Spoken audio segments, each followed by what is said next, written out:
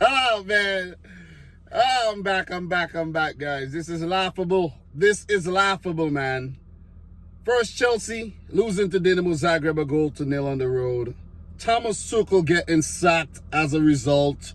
And now, Liverpool losing not 1-0, not 2-1, not 3-2, but 4-1 to their European bogey team, Napoli.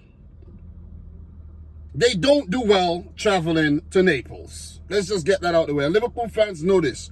But I predicted a 2-2 draw. I never expected such a beatdown.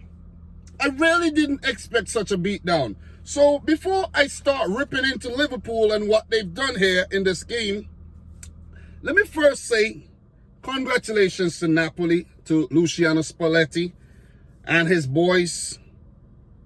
They deserve it. They went out there, they played some quality football from start to finish, and they deserve it. They didn't do a lot of things wrong. I can't point any fingers at any player or whatnot, say this player could have done that, this player could have done this.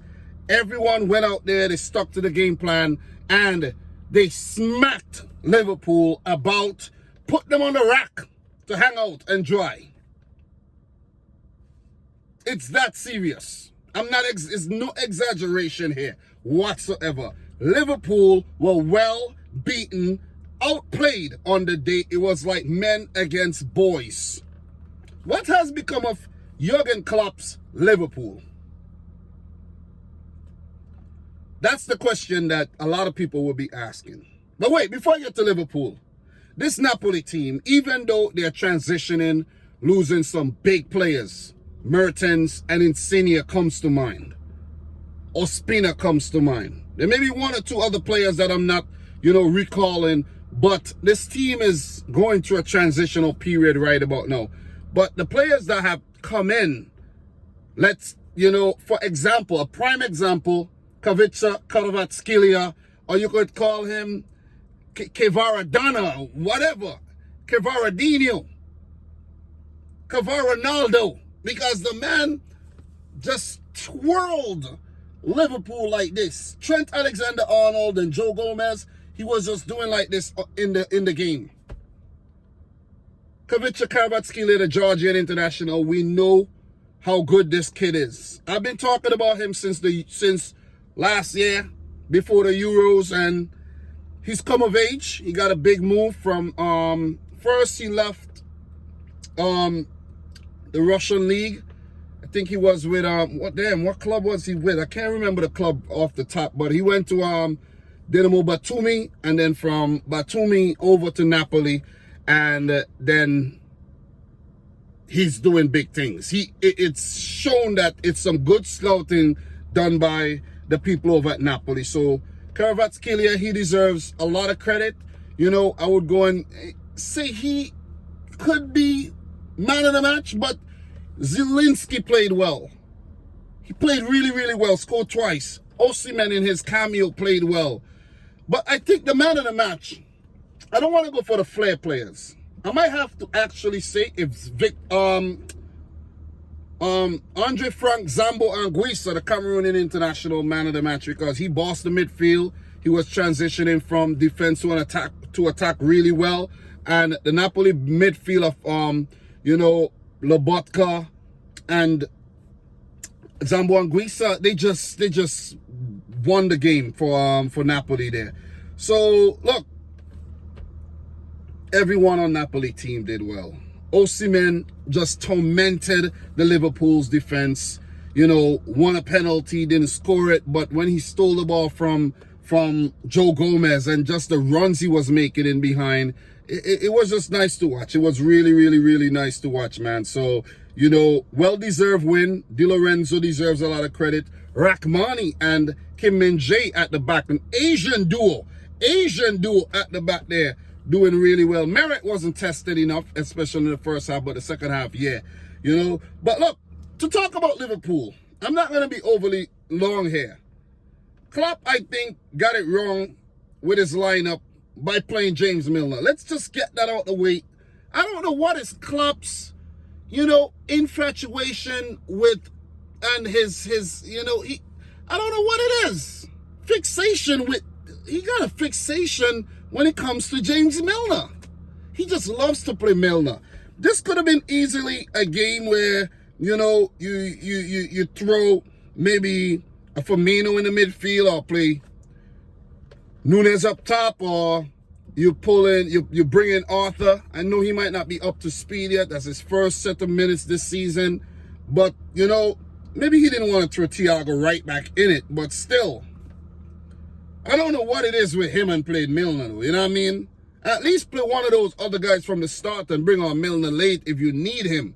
But he's always playing Milner, and I think Milner should have got sent off in this game. He should have got a red card. I think he should have got a yellow for the handball, and then with the foul and all the fouls, the accumulation of fouls, he should have been sent off. So I don't know what the referee was thinking when it comes to that, though. But look, on the day, Liverpool looked like they were inebriated. Seriously, they're not the Liverpool team that play the high press, always willing to win the ball back when they lose it. You know what I'm saying? Giving teams hell. The movement of play is not as fast paced as we're used to seeing, and the cutting edge in the final third was lacking, with Mo Salah not controlling great opportunities, man. You know, failing to control. I told you guys, Mo Salah has one thing on his mind, is that direct deposit. He has that direct deposit on his mind. I'm telling you guys that, man. You know what I'm saying? He's wondering if it hit the bank account yet, because he's not playing like the Mo Salah that we know before the African Cup of Nations last season. After that, he's been horrible, man. Look, Firmino started ahead of Nunes. I expected that, but he didn't get no service. He always have to come back to fight for his, you know, for the balls. And the best player on the day for Liverpool, Luis Diaz, by far. Fabinho and Elliott, you know, the Liverpool midfield got outplayed. You look at the Liverpool midfield, Milner, Fabinho, Elliott, outplayed by Lobotka and Anguissa, along with Zielinski and Politano, all these guys. You see what I'm saying? And the Liverpool defense, don't let me get started on that. Van Dijk is not the same Van Dijk anymore. Has errors in him, you know, and he's not the same. He's just not the same. His presence of mind is not the same like before. Trent Alexander-Arnold, you know, going forward, he's brilliant, but positionally, in defense, he's poor. And he does have his moments where he does win a tackle and, you know, interception and so on. But overall, defensively, he's very poor. Joe Gomez is a fourth-choice defender at Liverpool, and it showed on the day. He got twirled around like this. First when Osimhen won the ball away, and then when Kvaratskhelia was taking the game to Gomez, and then it hit his heels, and for the setup for the Simeone goal, it was just poor, man. It was just a poor day for Joe Gomez. Very, very poor. I don't think we're going to see him much more this season if he continues to play like that. Robertson, you know, good run for the Luis Diaz goal to pull the defenders away. But apart from that, he was off his game as well. So, look, Alisson, you can't blame him. He did what he had to do. You know what I'm saying? His defense didn't protect him enough, and he was peppered on the day. So, look, just to touch on the goals really quick, man. Touch on the goals. 4-1 for Napoli. And in terms of the goals, Zielinski in the 5th minute penalty. The shot, hands by James Milner, deflected it wide. They checked it. Penalty, well taken by Zielinski. And the second goal scored by Anguissa in the 31st minute. Good build-up between Anguissa and Kvaratskhelia. The run was sublime. No one picked him up and opened up his body. Left-footed shot in the back of the net. One reason why Cameroon are back at the World Cup as well, guys. Zambo Anguissa.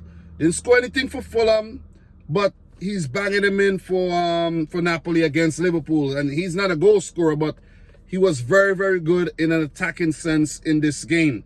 So, look, before the Anguissa goal, remember the Osimhen penalty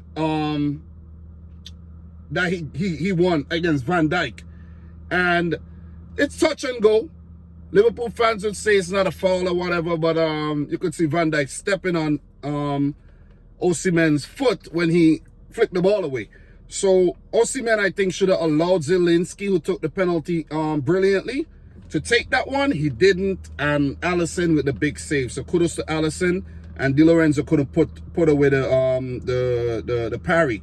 So 2-0, but it was made 3-0 in the first half. Giovanni Simeone, who came on for Osimhen, who tormented Liverpool's defense, had a tap-in because of the brilliant work from Kvaratskhelia to, around Trent and Gomez, and, just schooling these guys, and to setting up the Simeone goal. He came off the bench and probably scored with his first touch. So brilliant. The celebration said it all. So 3-0 at halftime. Klopp, had to get into the minds and in the ears of the Liverpool players. And I think they had a better second half, but not before Zielinski on a breakaway put away a fourth goal after Alisson's save. He put in the rebound, and Luis Diaz 2 minutes later grabbed the consolation goal for Liverpool. Brilliant goal. He was the best player today for Liverpool.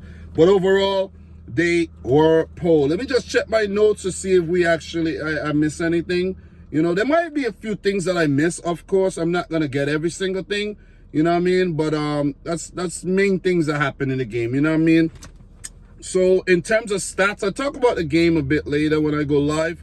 But in terms of the stats, Liverpool with 15 attempts, 7 on target. They had a lot of corners, I could remember. 12 corners compared to Napoli's 3.